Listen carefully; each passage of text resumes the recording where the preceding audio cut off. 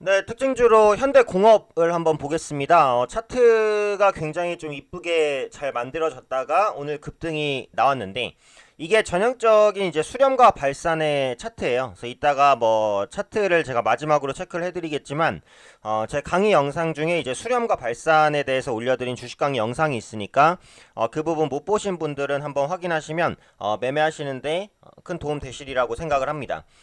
우선 현대공업은 그 좀 소형주여서 잘 모르시는 분도 계시지 않을까 싶은데 그 자동차 부품 업체입니다. 자동차 부품도 여러 가지가 있는데 그 중에서 이제 내장재, 자동차 안에 들어가는 그런 각종 부품들을 생산하고 있는 업체예요. 그래서 최근에 이제 실적 발표가 있었습니다. 그래서 1분기 연결 이제 영업이익이 13억 원입니다. 그래서 13억 원이라는 돈이 이제 절대적으로 뭐 이렇게 큰 수익은 아니죠. 그런데 이 종목 자체가 워낙에 이제 시가총액이 조금 작은 종목이다 보니까 의미가 있는 실적이고, 더 중요한 게 이제 그 전년 동기 대비해서 흑자 전환에 성공을 한 거예요. 제가 전에도 말씀드렸듯이 종목이 이제 그 흑자 전환에 성공을 했을 때 모멘텀이 될 수 있는 부분이 많다라는 말씀을 드렸었기 때문에 네, 그런 부분들을 같이 한번 체크를 해보시면 될 것 같고, 네, 결국은 이제 이게 자동차 부품주기 때문에 결국은 완성차량 수주가 중요해요. 근데 최근에 이제 그 현대차량 부품 수주가 이제 증가세를 보여주고 있다는 겁니다. 수주가 이제 증가세를 보여주고 있다는 거예요. 그래서 이게 중요한 내용이고, 올해 초에 이 300억 규모의 현대차 신규 물량 수주가 있었어요. 그래서 제네시스를 비롯한 그 프리미엄 차종에 대한 수주도 좀 꾸준히 확대가 됩니다. 아무래도 이제 프리미엄 자동차 수주가 확대되면은 부품 단가도 그만큼 더 높을 거잖아요. 그러니까 현대공업의 수익성 개선에는 충분히 도움이 될 수 있는 이슈가 좀 꾸준히 발생하고 있다라고 보시면 될 것 같고요. 지금 자동차 부품주는 사실은 자동차 판매가 또 관건인데, 글로벌 자동차 시장은 사실 지금 저성장이에요. 왜냐면 경기가 어쨌든 그렇게 좋은 구간도 아니고, 또 자동차 보급률이 예전보다 좀 많이 올라갔어요. 글로벌적으로도. 그러니까 국내 같은 경우에도 자동차 보급률이 한 2천만 대에서 크게 넘어가기는 좀 어렵잖아요. 그건 자동차를 가지실 분들은 거의 가지고 있다라는 얘기예요. 그래서 양적 성장의 한계가 왔는데, 중요한 건 SUV입니다. 국내에서도 보시면 요즘에 그 세단보다 스포츠 유틸리티 비히클이라고 하는 이제 다목적 SUV 차량의 판매가 훨씬 더 좋아요. 그래서 예전에는 그 차량이 이제 좀 세단 위주였다면 최근엔 SUV 차량이 굉장히 비중이 많이 늘어났고, 지금도 마찬가지예요. 그러니까 예전에는 세단에 비해서 SUV가 뭐 디자인도 조금 투박하잖아요. 그리고 승차감이나 이런 부분도 좀 떨어지는 부분이 있습니다. 경유차다 보니까. 근데 요즘에 SUV는 생각보다 좀 잘 나와서 소음이라든지 이런 부분이 많이 개선이 됐어요. 물론 세단만큼까지는 아니어도 예전보다는 많이 이제 승차감이 좋아졌다는 말이에요.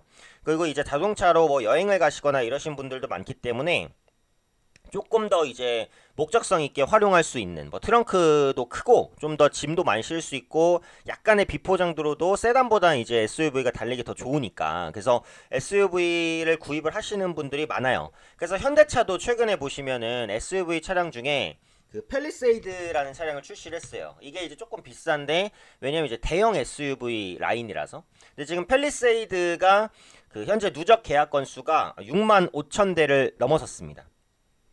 지금 공급이 수요를 못 따라간 상황이에요. 그래서 지금 주문해도 몇 개월 이상은 지나야지 이제 받을 수 있는 상황이고, 앞으로 신차 같은 경우에도 이제 SUV 중심으로 출시될 것으로 보여져요. 그 지금 그 국내 SUV 1위 판매가 항상 이제 산타페인데, 산타페랑 팰리세이드 판매가 좀 비등비등하다고 합니다. 그러니까 진짜 이제 잘 팔리는 거고요. 이에 따라서 현대공업의 수주 물량도 계속해서 증가할 가능성이 높아요. 그래서 이런 부분들이 현대공업의 모멘텀으로서 좀 부각이 될 수 있다라고 보고, 그런데 사실 이 종목은 그 이런 모멘텀을 차치하더라도 차트 관련주로서의 매력도 굉장히 크죠.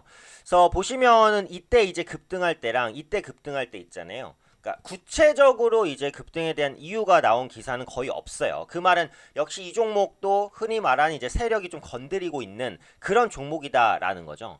그래서 제 그 주식 강의 영상을 보면은 그 수렴 후 발산 패턴에서 보통 주가가 이제 급등한 다음에 밀리고 급등한 다음에 밀렸다가 약간 저점을 잡는 요런 식이 됐을 때 고점이 낮아지고 저점이 높아지는 수렴 이후에는 발산이 나타난다 라는 강의 영상을 올려드렸었어요. 보신 분들은 아시겠지만. 그래서 이 종목 같은 경우에도 전형적이란 말이에요. 어차피 이런 급등에 따라갈 수는 없어요. 그러니까 조정 후의 재반등인데 이게 지금 수렴 후 발산 패턴이 2번 정도가 나오는 거예요. 일단 여기서 작게 한번 나오죠. 고점이 낮아지고 저점은 높아집니다. 그런데 거의 수렴 구간에 다 있을 때 변동성이 한번 상방으로 나올 수 있어요.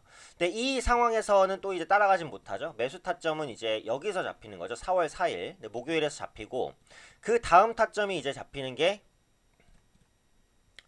보시면은 이제 한 요 정도 부분이 돼요. 요 정도 부분. 그래서 고점이 낮아지고 저점이 계속해서 올라가는 부분 확실히 수렴을 했습니다. 거래량도 줄어들죠. 수렴할 때는 거래량이 줄어들어야 돼요.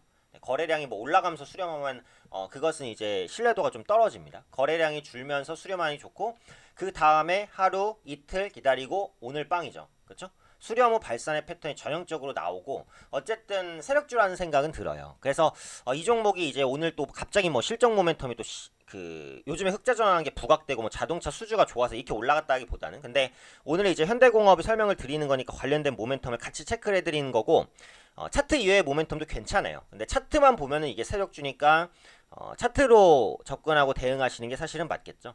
그래서 원칙적으로 보면은 수렴 후 발산 패턴이 나왔을 때는 차익 실현을 일단 때리고 보는 게 맞아요. 한 절반 정도는.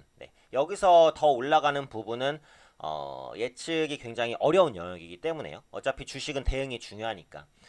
그래서 이 종목이 이제 수렴 후 발산 패턴에 딱 맞는 종목이라서 오늘 또 선정을 해서 좀 말씀을 드렸고 현대공업을 또 말씀드리는 김에 가지고 있는 모멘텀들도 말씀드렸고 모멘텀도 괜찮아요. 흑자 전환이 됐고 앞으로 그런 부분들 이어갈 수 있으니까 이 부분까지도 함께 참고해 보시면 좋을 것 같습니다.